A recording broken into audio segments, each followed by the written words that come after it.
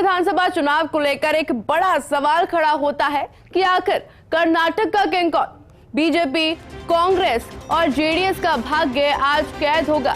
कर्नाटक विधानसभा चुनाव का आज मतदान है। राज्य की सभी 224 विधानसभा सीटों पर वोटिंग है।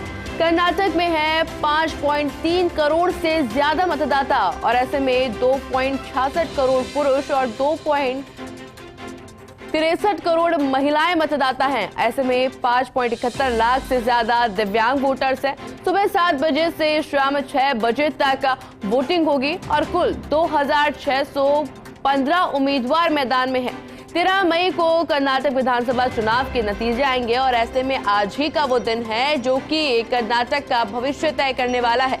यानी कि किसकी सरकार बनेगी वो आज ही का दिन तय करेगा, क्योंकि 7 बजे से यानी कि वोटिंग शुरू हो चुकी है और ये वोटिंग शाम को 6 बजे तक चलेगी। और जिस तरह से आपको सूची भी बता दी है महिला वोटर्स और पुरुष वोटर्स की, ऐसे के अंदर सबकी निगाहें अब टिकी हुई है कि आखिर किसकी सरकार बनती है। क्योंकि अगर चुनाव प्रचार की बात की जाए तो भारतीय जनता पार्टी की तरफ से पूरे प्रयास किए गए हैं कि कर्नाटक के अंदर सरकार रिपीट हो जाए, और वहीं कांग्रेस की पार्टी की तरफ से जद्दोजहद की गई है कि कांग्रेस की सरकार कर्नाटक में बने।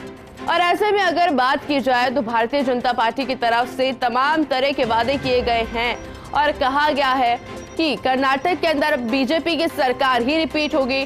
तो वहीं जब मुख्यमंत्री अशोक गहलोत कर्नाटक के दौरे पर रहे थे, जब मुख्यमंत्री अशोक गहलोत के द्वारा भी ये साफ कर दिया गया था, या फिर कहें कि एक साफ तौर पर दावा किया गया था कि कर्नाटक में कांग्रेस की सरकार ही बनेगी। और अब ये तस्वीर आपको दिखा रहे हैं कि किस तरह से मतदाता मतदान केंद्र में जाते हुए नजर आ रहे हैं और प्रक्रिया शुरू हो चुकी है। क्योंकि देखिए 7 बज चुके हैं और ऐसे के अंदर ये जो कतारें आप देख रहे हैं ये मतदान केंद्र के बाहर की तस्वीरें हैं। किस तरह से महिलाओं के और पुरुष ने मतदान केंद्र जाना शुरू कर दिया है और अपने बहुमूल्य वोट को देना शुरू कर दिया है। अब सवाल देखिए बड़ा यही बनता है कि आखिर ये वोट किसके समर्थन में होगा। और साथ ही में आप देखेंगे तस्वीरों के माध्यम से आपको अभी की मौजूदा स्थिति दिखा रहे हैं। बीजेपी के पास 118 सीटें हैं, कांग्रेस के पास 69 सीटें हैं और साथ ही के अंदर दलित, मुस्लिम और सभी जातियों की कितनी प्रतिशत आबादी है, किस हिसाब से वोटिंग होनी है, ये भी आपको तस्वीरों के माध्यम से बता रहे हैं।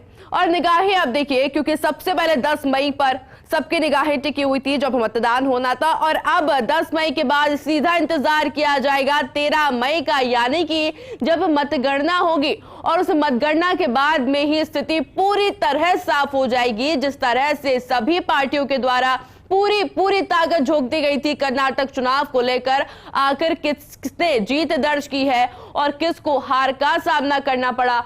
और लगातार ये पहली तस्वीर और दूसरी तस्वीर, पहली मतदान केंद्र के बाहर की तस्वीर आपको दिखा रहे हैं और दूसरी तस्वीर आपको दिखा रहे हैं मतदान केंद्र के अंदर की। और साथ ही में देखिए सुरक्षा के लिहाज से भी पूरे इंतजाम किए गए हैं। और खास बात यह है क्योंकि 7 बजे ही है और ऐसे के अंदर जब कतारें देखने को मिल रही है मतदान केंद्र के बाहर, ये एक बहुत ही पॉजिटिव मैसेज जाता है कि अच्छी खासी तादाद के अंदर आज मतदान होने की संभावना है। क्योंकि कई बार ऐसा भी देखा जाता है कि वोटर्स पहुंचते नहीं है, मतदाता पहुंचते नहीं है और वो वोट बेकार चला जाता है। पर क्योंकि देखिए 7 बजे से 6 बजे तक का समय है और ऐसे में जब 7 बजते ही अगर कतारें देखने को मिल रही है मतदान केंद्र के बाहर, तो ये राहत की बात है। और अब निगाहें इसी बात पर टिकी हुई है कि किसकी सरकार बनती है। क्या जो दावे बीजेपी की तरफ से किए जा रहे थे, क्योंकि प्रधानमंत्री नरेंद्र मोदी से लेकर जेपी नड्डा, गृह मंत्री अमित शाह, वो सभी दिग्गज चेहरे कर्नाटक के अंदर मौजूद रहे थे और उन्होंने प्रचार प्रसार में कोई कमी नहीं छोड़ी थी। बीजेपी की अगर बात की जाए तो बहुत पहले से ही गृह मंत्री अमित शाह के दौरे शुरू हो गए थे। कई सौगातें प्रधानमंत्री नरेंद्र मोदी ने दी थी, कई रोड शो देखने को मिले थे और उसमें जो जबरदस्त भीड़ थी वो भी देखने लायक थी। और उससे कहीं ना कहीं अनुमान लगाया जा सकता था कि जो दावे किए जा रहे हैं वो सच भी हो सकते हैं।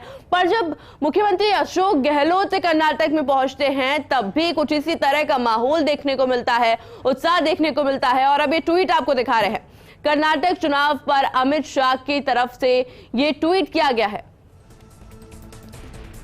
और देखिए अमित शाह के द्वारा कहा गया है वोट देने की अपील एक तो अमित शाह ने की है, सुशासन, समृद्धि और विकास के लिए वोट करें, बातें अमित शाह ने कही है।